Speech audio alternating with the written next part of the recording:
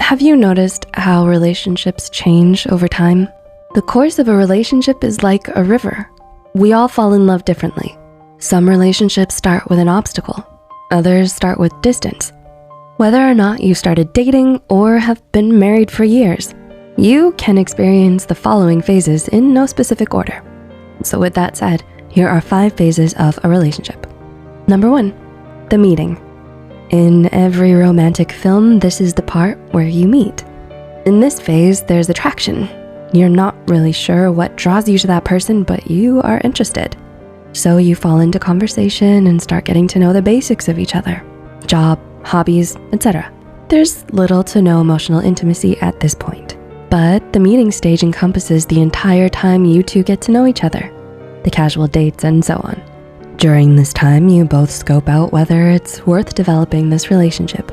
This is when the "what are we" question pops up. The answer determines whether you develop a relationship or part ways. 2, the honeymoon phase.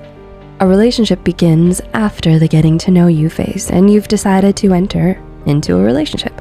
You're both starting to open up and be vulnerable.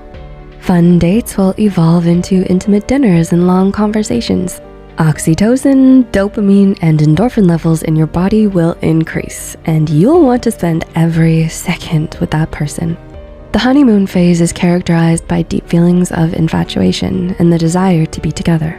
Boundaries will fall away and lead to deeper emotional and physical intimacy. But basking in each other's love can make you both ignore the realities of who you really are. During this phase, we all tend to idealize our partners and sometimes ignore red flags. 3, doubts. After the honeymoon, you're met with reality. During this stage, some of the traits you found endearing or attractive cease to captivate your heart. You also start to notice differences between the two of you, and you may begin to feel distant. This is the phase that sometimes ends relationships. Your expectation of your partner doesn't match who they are. You both may begin feeling stressed and start to clash. Your stress response may dictate how things will play out in this phase. Some pick fights to establish their dominance while others withdraw.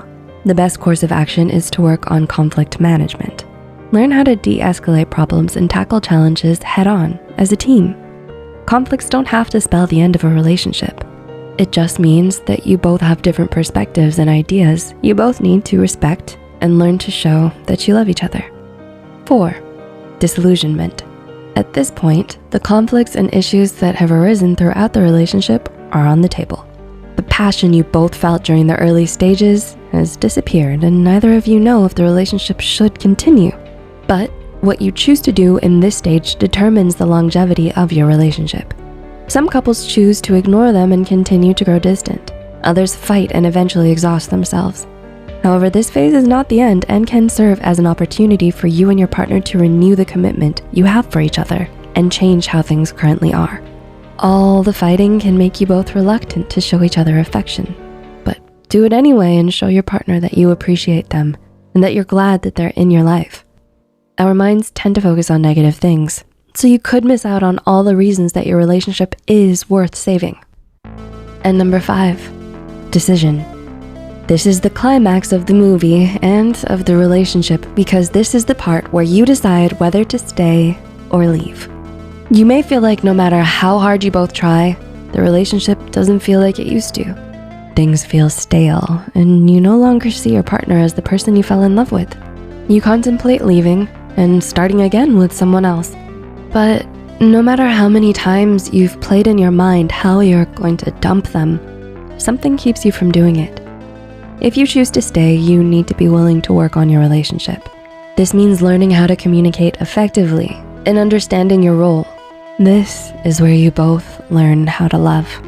We all say, "I love you," and feel love, but we rarely learn how to love.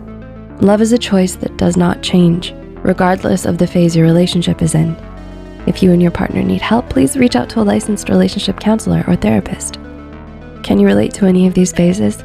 Let us know in the comments, and please share this video with someone who might benefit.